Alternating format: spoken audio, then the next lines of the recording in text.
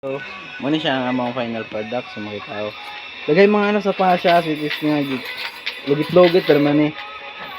Ilibot na siya og sugar para may lasa din na tamis. Ako makahangaw. Dagan siya mga sopa mo akong ginahuyop. Pero pag mainom nimo siya, the best. Gulat din ako nang malaman.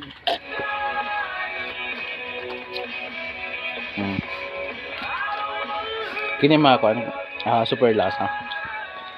Kailangan pagkuhan. Ginamitan ko yan ng pagmamahal.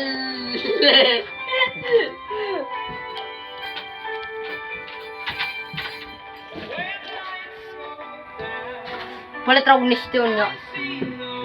Butangan dana ko ano. Eh?